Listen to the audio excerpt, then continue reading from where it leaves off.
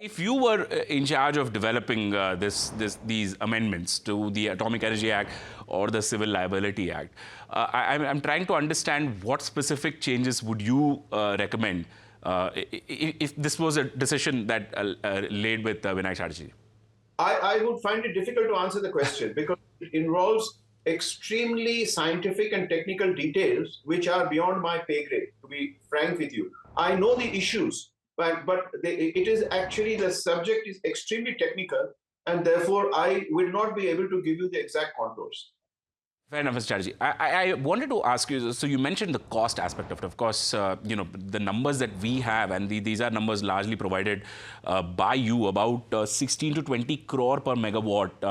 That's the capital cost of setting up a nuclear power plant, power project, versus coal, which is about 9 to 10 crore, and solar, which is even lesser, about 4.5 to 5.5 odd crore. I wanted to get a sense of, is this a situation where higher volumes means lower costs? So therefore, as the expansion happens, as more and more capacity comes in, you will find it cheaper to then develop more future capacities?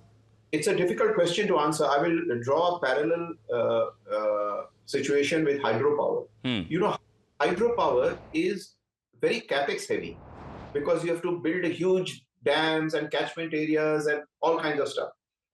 But over the life of the first 5-6 years of a hydro project always look unviable in a feasibility report, because you got to service the capital, etc., with very heavy capex in the first years. But the beauty of hydro projects is that the raw material is virtually free. You know, in a sense, it's water flowing down. So the balance years of a hydro plant make it an extremely profitable venture. But the first 6-7 years have to be taken care of by having a long tail, where large part of the financial,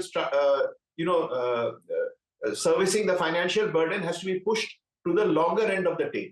Similarly, nuclear is very capex heavy, but going forward, it is expected, with the nature of the costing of the fuel supplies, which will be government controlled, it is expected to have far lower operating cost.